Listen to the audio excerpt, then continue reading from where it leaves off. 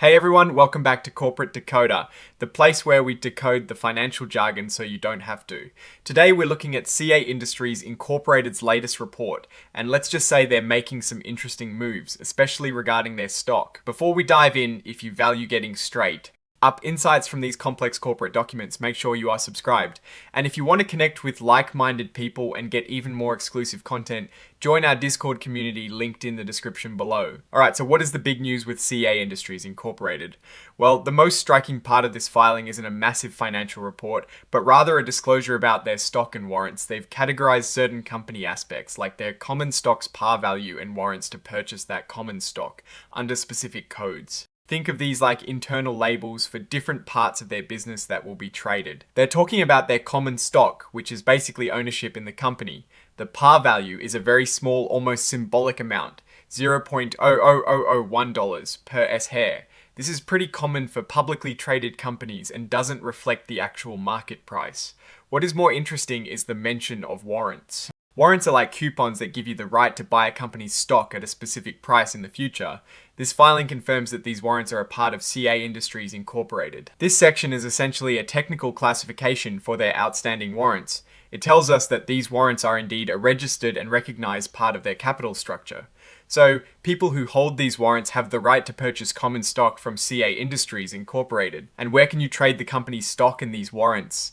They're listed on the Nasdaq Capital Market, a well-known stock exchange.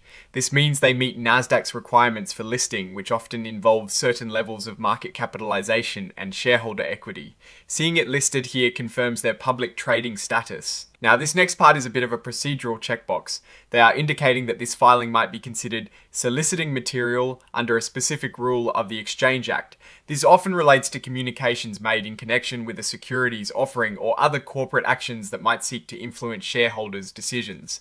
It is a regulatory formality, suggesting they might be preparing or have already sent out communications to their shareholders. The core action reported here is the issuance of a press release on the 4th of December 2025. This press release is attached as an exhibit and is incorporated by reference, meaning its content is considered part of this official report. This is the primary piece of information they are sharing with the public in this filing. Since the filing itself doesn't contain extensive financial tables or operational details beyond the stock and warrant classifications, this press release is likely where the real story lies. Unfortunately, without the content of the press release itself, we have to infer what might have been deemed important enough for an 8K filing. Typically, an 8K is used for significant events that shareholders should know about promptly. Finally, there is a mention of an interactive data file. This is a standard part of modern SEC filings. It is essentially a digital format that makes financial data more accessible and easier to analyze by making it machine readable. So, while the main report might look like a lot of text, this digital component allows for quick extraction and comparison of key figures. Looking at this report generally, CEA Industries Incorporated is keeping things relatively straightforward in this particular filing.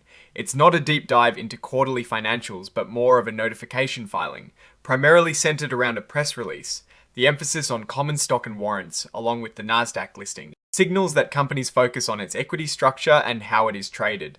The mention of soliciting material suggests proactive communication with shareholders regarding some upcoming or ongoing corporate action. The story here is less about current financial performance and more about corporate actions and disclosures related to their stock. What is our take on CEA Industries Incorporated based on this? Well, it is hard to make a deep financial assessment without the press release content. However, the fact they're actively disclosing information about their stock and warrants, and using the 8K to do so, suggests they are managing their public profile and capital structure. The use of soliciting material rules implies they might be preparing for a shareholder vote, a new offering, or a significant corporate event that requires shareholder buy-in or awareness. The risks here are largely tied to what that press release contains. If it signals aggressive expansion, new debt, or dilution through warrant exercise, those are potential concerns. Conversely, if it points to strategic partnerships or positive developments, those would be opportunities. Ultimately, CEA Industries Incorporated appears to be in a phase of managing its public equity and communicating with investors. The key takeaway is to watch for that press release to understand the full context of this filing. Alright, that is our breakdown of CEA Industries Incorporated's latest filing. What is your take on these disclosures and what they might signal for the company's future? Drop your thoughts in the comments below. If this analysis was valuable and helped you understand what is going on with this filing, Hitting that like button really helps us out, and subscribe for more deep dives into the corporate world. And don't forget to check out the Discord link in the description for our growing community. Thanks for watching, see you next time.